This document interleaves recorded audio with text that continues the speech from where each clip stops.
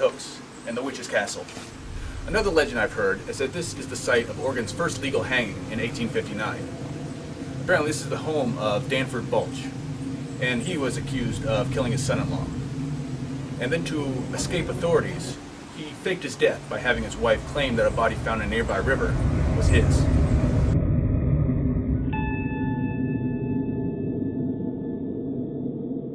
The authorities quickly caught on to Danford's little trick, and they found him here hiding downstairs.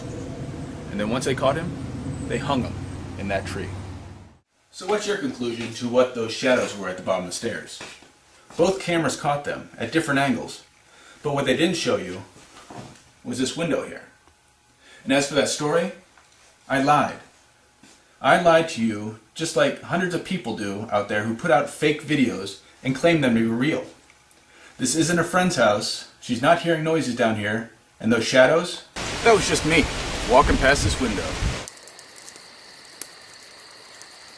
The Native Americans spoke of a hairy man-beast, and every year, hunters leave the forest of the Northwest, claiming to have seen Sasquatch, or at least a fresh footprint in the mud.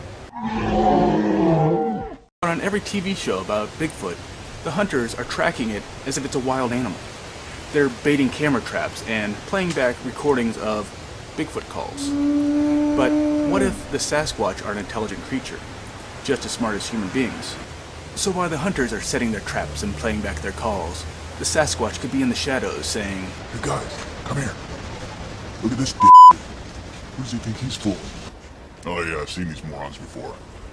Just leave him a footprint to find. Let's go grab some beer." Everything built by man has its imperfections, and that goes to the equipment used on hunting for ghosts.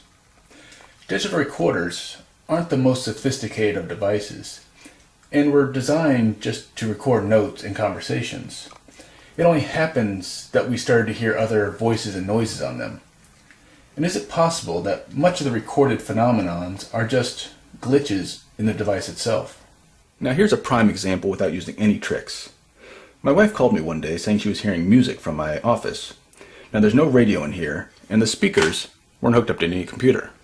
They aren't right now either. Now what's happening is that when the speaker volume is turned to a certain level,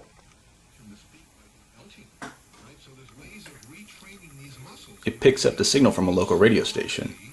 So my question is, could digital recorders be picking up the same signal?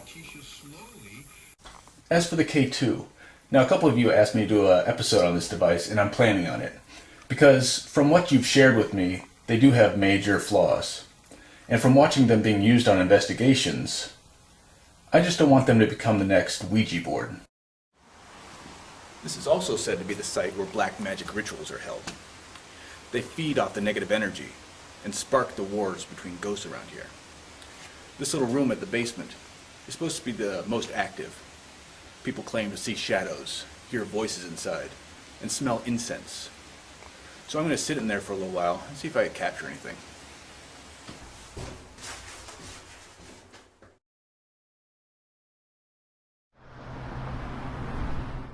I asked this question because the woman who used to live here was deaf. And she died in this area of the house where I sometimes hear strange noises. And this got me to thinking, are there blind, deaf, and mute spirits?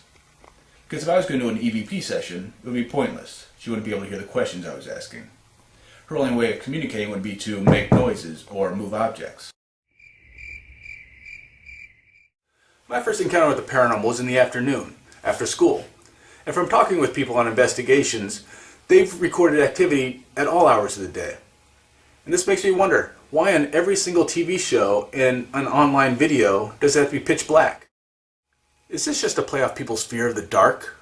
Or does everything just look cooler in night vision? Maybe the dark heightens our other senses when we can't see.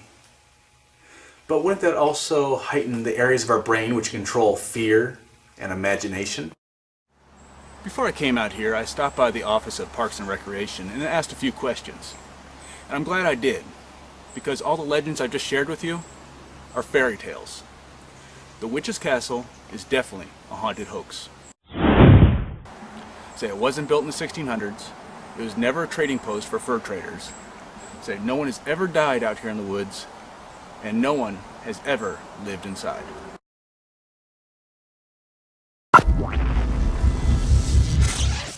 While we sleep, our brain is at rest, and the signals sent from our senses are tuned down. And while we lay in bed, our subconscious mind takes over, sending us on wild adventures in our dreams. And if we happen to see a frightening story on the news, or watch a scary movie that day, or even be sleeping in a haunted bedroom, those stories and images will creep into our dreams. So if we were to wake up suddenly in a dark room, our eyes and ears would be sending signals to our brain at a rapid pace, but our brain would still be in rest mode, which could turn a shadow into an alien or a ghost at the foot of our bed. A waking dream. As for the bed moving, now I've woken up in the middle of the night thinking something was shaking the bed. But then I allowed myself to become fully awake and aware, and I realized that it was all caused by a muscle spasm in my leg. So before you prepare for that probing, or an attack by Lizzie Borden, allow yourself to wake up. Give yourself 30 seconds to figure out what you're really hearing and seeing. I've seen them in London, Paris, New York, New Orleans, San Francisco, and even here in Portland. In every city there seems to be a haunted tour, and groups of people hoping to see a ghost. And on many accounts, that entire group does see something in a graveyard or open a window, while the tour guide spins their tale. I believe this is due to the power of suggestion, because as the stories are told, everyone in the group is in a heightened state of anticipation, with overstimulated imaginations. So when somebody, usually the tour guide, turns a shadow into a ghost, pointing out the head and the shape of the body, everyone around them, their minds create the one thing that they're hoping to see the most: a ghost. What the Witch's Castle actually is a public toilet. It was constructed in the 1930s along the Wildwood Trail. And then in 1962, during the big Columbus Day storm, the water lines were washed away. So the park authority decided, instead of rebuilding, just tear down most of the structure and leave these stone walls.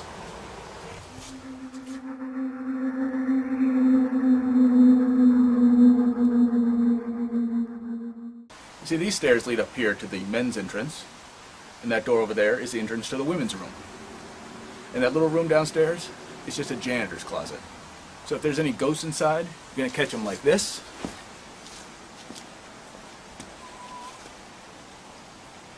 Or this.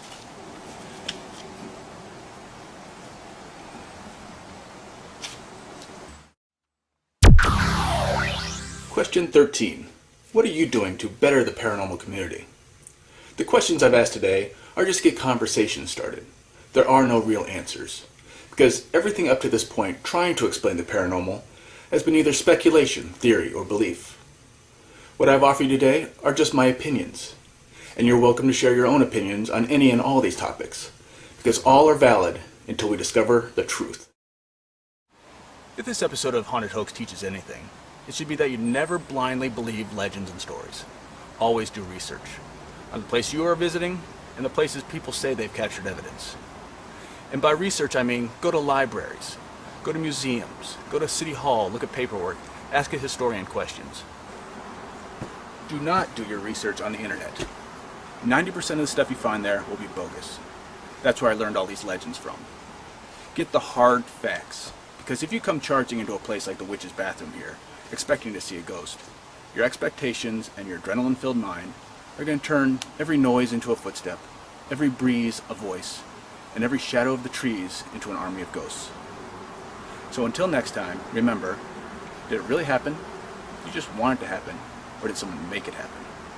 Happy hunting.